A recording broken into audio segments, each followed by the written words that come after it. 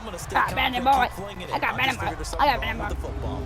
Well, nearly another interception there. That would have been 2 drives in a row with a pick. He's got to start taking care of the ball way better. I don't even want to play with now, but I got to do this now. But I don't even want to do it now. Last drive, but fell incomplete. Again on 2nd and 10, it's Elway. And incomplete there. Nigga, A nice hit, jars the ball free, and brings up 3rd down. I know at times people think we use it too often, but you've got to be able to throw guys open. And when you read zone, you've got to stick it in there before your receiver gets to the next guy in the zone. Otherwise, you bring him into the play. And that's precisely what allowed that defense to disrupt the pass. And he's able to get it down to the 25-yard line. That'll be good for 6, but now it's 4th down. Frustrating for a defense, energizing for an offense. Finding a way to create that type of yardage in your running game, that'll make the guys carrying the ball very, very happy. So the scoring drive encompasses 9 plays, and the net result, 3 points. Take your disappointment and put it aside. 9 plays. Yeah, they want to end up in the end zone with a touchdown. I get that. But sometimes those 9-play drives pay dividends later with another 9-play drive that culminates in a touchdown when they wear down a defense. Now this offensive unit ready to see what they can do here. And after the field goal last time, we'll see what they can get here. At least they got points out of the last drive, Charles. I never met an offensive coach that didn't want to drive to end with a kick. Most of them wanted to end with a PAT, right? In this case, a field goal, they'll take it. Way better than the alternative, which is a punt. Yeah, but you met fan bases that wanted that. They weren't happy with that field goal. I haven't met a fan base yet that wants to drive to end with a kick, other than the extra point. That's it. It's a gain of a yard, and it takes us to the 2-minute warning. 2 minutes to play in a tightly contested first half. Back to Heinz Field after this. Mayfield now on 2nd down. His throw incomplete. Seems like this defense, especially the secondary, has really been contesting about every throw in this first half. Remind me of a good half-court defensive basketball team. Every time a pass is thrown, they're right there in good defensive position, able to affect the play. Now Mayfield. Nowhere to escape, and he goes down. Darren Lee with a big-time sack on 3rd down, and it'll be a loss of 7. Now, we talk about players blitzing all the time. I often laugh and sometimes call it just straight-ahead pursuit. What a running start right back to the backfield for him. Yeah, it really didn't give anybody a chance to get up there and stop him. No, I mean, that's really difficult. You're asking a whole lot anyway, but when he gets that kind of a start and comes through clean, oftentimes the advantage definitely goes to the defensive player.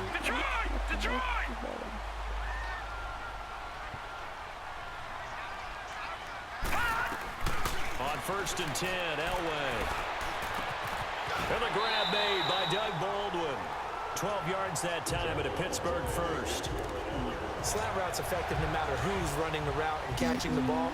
But when you have a receiver of that stature, you have to be a little bit more precise throwing it. You don't have the same catch radius with the bigger targets. Throwing for his running back, and he's got him complete. And the play goes nowhere. Losing yardage back near the 40 at the 39. I got land, and we can play. That's going to make it 2nd and 14. They're never good on a pass completion there to go the wrong way. Lost yardage. No, for some reason it seems to work better when you throw it downfield or you move the ball downfield running it that way, doesn't it? But in this case, if you're the defensive guys, you're energized, executed well, and you caused a lost yardage play. That's going to feel good and look great in film. On 1st down, Elway. And his throw here is incomplete. He was looking for Zach Miller as tight end there. And now it's 2nd down. What? The one thing that I like defensively is that they've shown a lot of different looks here in the first half. They've come after him, they've sat back. I think that's what you need to do to keep an offense guessing. And they certainly have kept them on their toes. That's why they haven't had much success on the scoreboard. Finding his safety valve here. That's complete. And he'll take it down here just shy of the 15 at the 16-yard line. And before they can run this 3rd down play, we're going to get a timeout. Bowman, if you're not open, I swear to go in this first half. I'm gonna be so freaking done. I swear to God. 3rd down, Elway. Bitch, I swear to God right now. Bitch, I said if you're not open, I will really be mad. But you were freaking open. In the final seconds of the first half, and the Steelers are able to strike for 6. So they're able to break the tie just before halftime. Now they just don't want anything crazy to happen. Get the kickoff taken care of and get to the locker room with the lead that they fought so hard to get. So the drive there took 6 plays, and it ends with the Steelers finding the end zone. Get the ball. What are you doing? And this will not be returnable. It's out of the back of the end zone for a touchback. Yeah, but you can barely 9 seconds to play, likely the final snap of the first half as it's 1st and 10. All right, here we go. 3-19. And the drive begins with a run by Geis. And he's taken down, but able to slip across the 35. And with just 4 seconds left in this first half, a timeout call. So here's a 1st and 10 at the 38. Hurry up, here we go. Final play of the half, Mayfield. He's going to float this one deep into double coverage, and it's intercepted. Snatched by the safety Ed Reed, and they will take over at the 26-yard line. We now proceed to the start of the second half. So we reach halftime here in the Steel City with the Steelers on top. Free kick out of bounds. Kicking team. And that drives coaches insane, doesn't it? When they see that happen, it just doesn't feel right, does it? Plus, you're giving up yardage. So good starting field position for him here as they come up 1st and 10. Mayfield now. Pass incomplete. You know, despite the scoreline, I think they've got to like where they are here. They're on the road in just one big play away from getting right back in this game. I'm going to follow right along with you because the spot they're in now is a credit to their defense. They've kept them in it by making the plays. Back on the road again. Dad, go be home soon. Now the question is, can this offense step up and make that play? Because that's been an issue for them in this game. Big play coming up. Here's 3rd and 10. I would expect to see some pressure here. There was the pressure you were talking about, forcing incompletion. And it doesn't always have to end in a sack, does it? Sometimes you can make a good play by forcing the incompletion with the pressure. Pressure comes, and the Steelers take him down. Anthony Barr in there to drop him for a 4-yard loss, and it'll be 4th down. Man, he got in there so quickly, Charles. What could the offense have done to adjust and account for that? But what you're hoping is that you figure out and you see and get a clue that maybe there's going to be some pressure coming at you, and you change the blocking schemes. Maybe you go to max protection. The biggest one is maybe you bring your running back in to try and keep you clean. But in that case, that didn't happen. 0 accountability, and a sack resulted. They'll begin the drive with a J. And he'll get only a couple up to the 22. In the first half, he was held in check on the ground, but despite that lack of production, they still have the lead. Yeah, and they've got to feel fortunate about that. If they can actually get production from their lead horse, that would help open up this offense and widen this margin, too. And on the ground they go with a running back. And a short gain there as he'll get it up only to about the 24. Just a couple on the ground there, and that's going to bring up 3rd and about 6. Well, they're hoping that the second half is better for him than the first half. They've got to find a way to get him going. He's a big part of their offense. Here's Elway. Throw right side, going to be complete to Moss. And he'll be out of bounds right at the 40. That catch puts him over 70 yards receiving now as he's got a 1st down.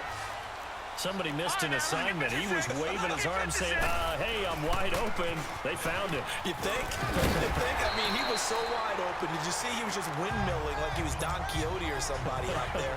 And then they found him for a really nice gain. 11 more on that one and another 1st down. Now let's go. Green, 39. Running game working. They'll stick with it on 1st down.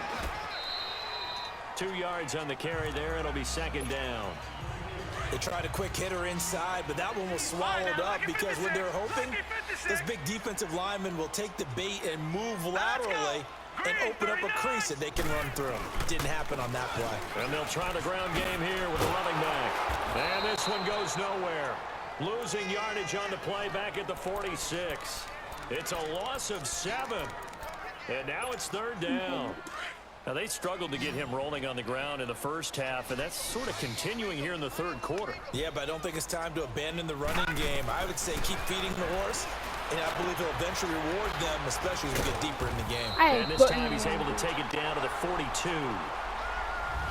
Back now in Pittsburgh, as we've got the final quarter upon us. We get ready to start the 4th.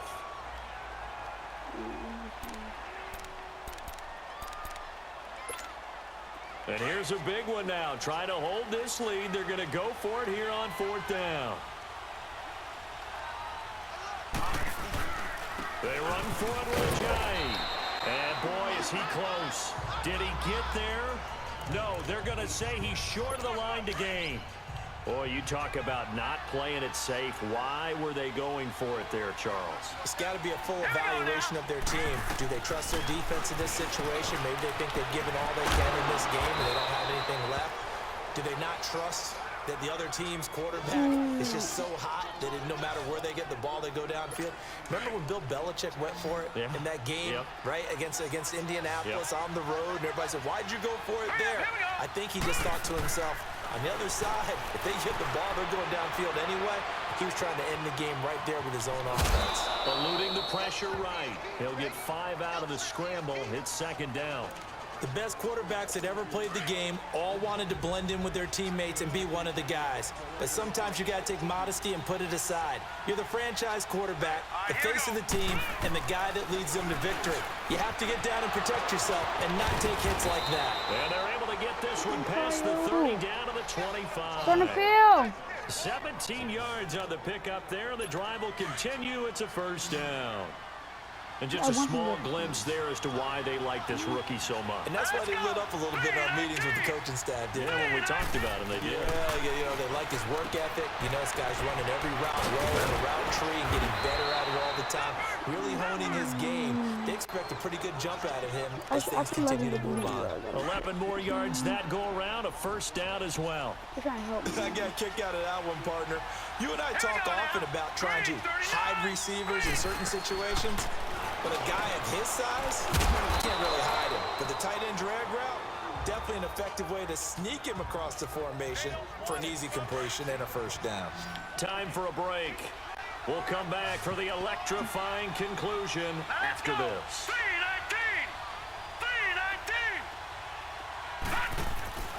And again, it's Mayfield. Looking left side, that's caught by Moore. And this play doesn't go anywhere. Backwards, losing yardage to the 11. That'll set him back with a loss of 3 on the play. And that's going to lead to a 3rd down. Back to throw.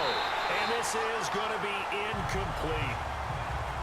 Figuring they're going for it on 4th down. Remember, though, they do have all 3 timeouts, so even if they don't get it, all is not lost. Yeah, normally in this situation, when you're talking about having to go for it, everything is in this play. But as you noted, with those 3 timeouts, they actually have a little bit of a safety net. Now they go for it on 4th, but this one is going to wind up incomplete. So they finally get their first trip to the red zone, and it ends with nothing. And that's what I'm going to focus on with you, because you teed it up really well. Finally get to the red zone. So it's got to be a little bit of frustration because they haven't moved the ball as well as they wanted to all game. Now they get there, but we got to go for it because we don't know if we can get back here again. We don't know how many opportunities because they've been sputtering a little bit. Absolutely. At this stage in the second half, to get there and not get it for the first time, tough. Ajayi's gonna go. He's at the 40, 20, 10, and into the end zone. Touchdown, Pittsburgh. Ajayi, 89 yards. And the Steelers find a way to stretch their lead.